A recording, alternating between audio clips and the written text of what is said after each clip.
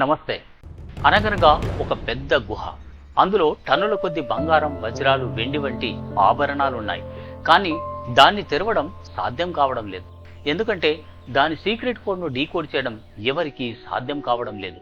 ఇంతకీ దాన్ని ఎవరు దాచారు, ఎందుకు అలా చేశారు అనేది ఈ వింత యథార్థ గాథలో వివరిస్తాను.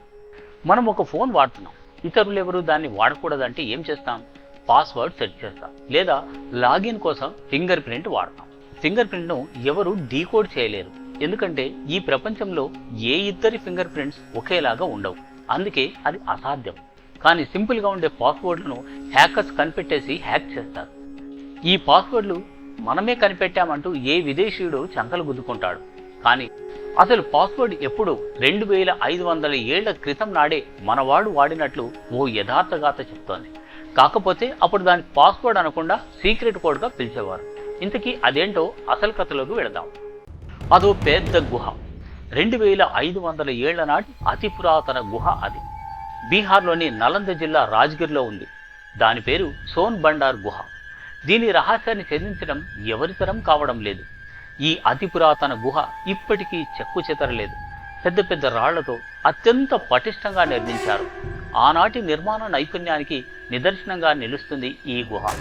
అందరి కళ్ళు దీనిపైనే ఉంటాయి. ఎందుకంటే ఇందులో టన్నుల కొద్ది బంగారం, వజ్రాలు, వెండి వంటి ఆభరణాలను దాచి ఉంచారని ప్రజలు నమ్ముతారు. దాన్ని దోచుకోవాలని ఎంతో మంది ప్రయత్నించినా సక్సెస్ కాలేకపోయారు. అందులో ఉన్న అంతులేని సంపదను కొల్లగొట్టాలని మొఘలుడు, బ్రిటిష్ వారు సైతం ప్రయత్నించి విఫలమయ్యారు.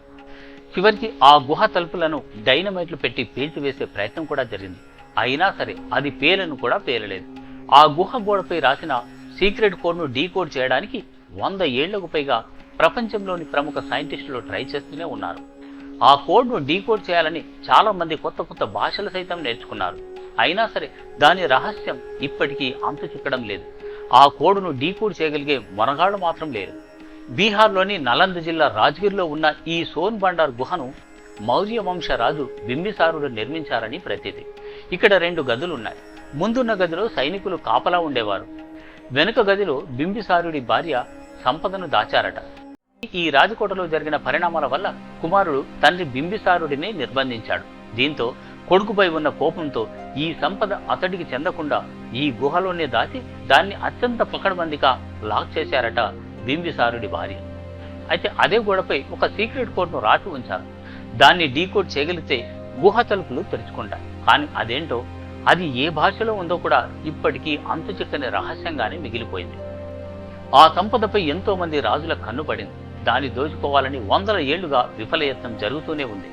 మొఘల్ పాలకులు నిధి దాచిన ఆ గుహ తలుపులను తెరవడానికి ప్రయత్నించి విఫలమయ్యారు. అంతేకాదు, ఆ తర్వాత వచ్చిన ఆంగ్లేయులు డైనమైట్లు పెట్టి పేల్చే ప్రయత్నం చేశారు. అయినా సరే వారి ప్రయత్నం కూడా ఫలించలేదు. నలందలో ఈ రాజవంశానికి సంబంధించిన కొన్ని పుస్తకాలు కొన్నేళ్ల క్రితం కాలిపోయాయి. ఆ పుస్తకాల్లోనే ఈ పాస్వర్డ్కు సంబంధించిన రహస్యం ఉందట. టెక్నాలజీ ఎంతగా డెవలప్ అయినా సరే 2500 ఏళ్ల కాలం నాటి కోడ్ను మాత్రం డీకోడ్ చేయలేకపోతున్నారంటే టెక్నాలజీ డెవలప్ కాని కాలంలోనే రాజులు ఎంత పకడ్బందీగా వ్యవహరించేవారో అర్థమవుతుంది. తాటిని తన్నేవాడు ఉంటే వాడి తలను తన్నేవాడు ఉంటాడని సామెతను ఈ యథార్థ గాథ రుజువు చేస్తోంది. మరి ఈ సీక్రెట్ కోడ్ రహస్యం ఎప్పటికి వీడుతుందో, లేదంటే సీక్రెట్గానే మిగిలిపోతుందో చూడాలి.